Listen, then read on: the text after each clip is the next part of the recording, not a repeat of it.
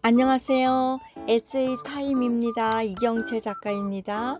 오늘은 권혜선 수필집 어린 것들은 예쁘다 이런 책을 받았습니다. 오늘은 그 책으로 어린 것들은 예쁘다 나누겠습니다. 새끼 염소 2마리가 서로 머리를 맞대고 힘겨루기를 하고 있다. 두 놈 힘이 비슷한지 미동이 없다. 다른 한 놈이 끼어들어 회방을 놓기 전까지 한참을 같은 자세로 대치하고 있다. 박치기를 하다가 잠시 숨 고르기를 하는 것일까? 사람도 그렇듯 염소들도 어린 것들은 호기심도 많고 장난도 심하다. 저희끼리 우당탕 뛰어다니며 몸으로 부딪히며 논다. 염소는 태어나서 몸에 묻은 양수만 마르면 스스로 일어나서 걷고 어미젖을 찾아 먹고 대부분의 시간을 잠자는 데 쓴다. 자는 모습도 각양각색이다. 다른 놈을 베고 자는 놈, 얌전히 앉아서 눈만 감고 있는 놈, 고개를 뒤로 젖히고 졸다가 머리에 무게 때문에 흔들리면 화들짝 놀라 깨어나는 놈, 보고 있으면 절로 웃음이 난다. 태어난 지 열흘 정도만 지나면 저희끼리 잘 논다. 어떤 놈은 졸고 있는 놈에게 다가가 발을 툭툭 쳐서 깨워 같이 젖도 먹고 천방직축 뛰어다니다 박치기 놀이를 한다.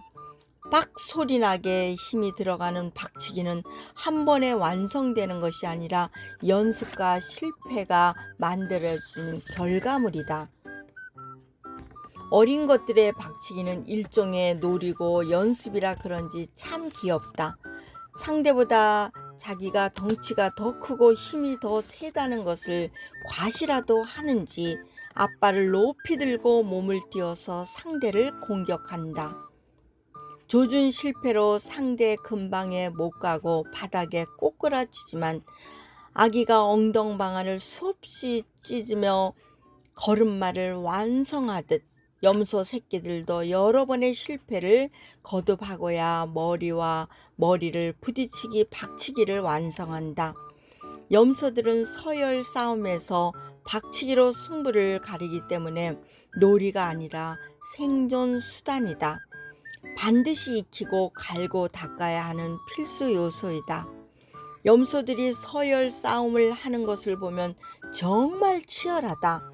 처음 염소는 한 농장에서 암컷 2마리를 사다 넣었을 때는 별 문제가 없었다. 이미 서열이 정해진 상태여서 둘이 서로 의지하는 것 같았다. 다만 먹이를 먹을 때만 힘센 놈이 약한 놈을 이어가는 정도였다. 그러다 다른 농장에서 염소를 2마리 더 사왔을 때 문제가 생겼다. 새로 들어온 놈이 낯선 농장에 적응도 해야 하고 먼저 온 놈의 텃세에 눌려 제대로 대적도 못하다 어느 정도 적응 기간이 끝나자 도전을 시도했다. 도전의 과정은 정말 살벌했다. 며칠 동안의 전쟁으로 축사 안의 공기는 긴장감이 돌았다. 먹이를 먹다가도 느닷없이 상대를 공격한다. 서로 지지 않으라고 안간힘을 쓰며 박치기를 하는 모습을 보고 저러다가 골이 깨지지는 않을까 염려가 될 정도다. 승부가 나면 패자는 승자의 눈치를 보느라 제대로 먹지도 못한다. 먹이를 먹다가 힘센 놈이 고개만 흔들러도 깜짝 놀라 물러선다. 그뿐인가? 느긋하게 되새김질을 하며 쉬고 있을 때도 느닷없이 공격을 당하기 일쑤여서 먹이를 먹을 때나 쉴 때도 긴장을 늦추지 못한다. 처절한 서열 사회에서도 어린 것들에게는 관대하다. 젖을 떼고 사료를 먹을 때 큰 놈들 사이를 비집고 들어가거나 먹어도 쫓아내지 않는다.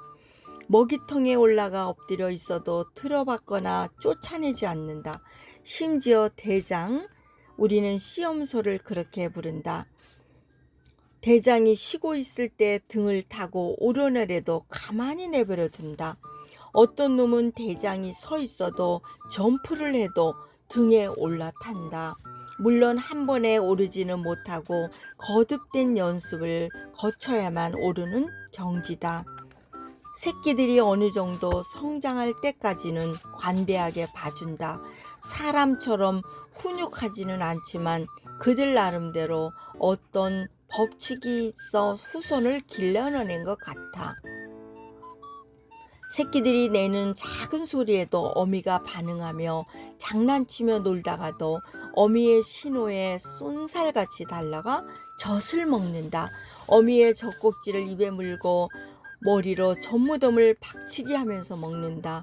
새끼들이 이토록 전투적인 것은 어미가 충분히 시간을 주고 먹이지 않아서인지도 같다. 새끼들이 달려와 너댓 모금만 먹으면 다리를 들어 더 이상 먹지 못하게 제지를 한다.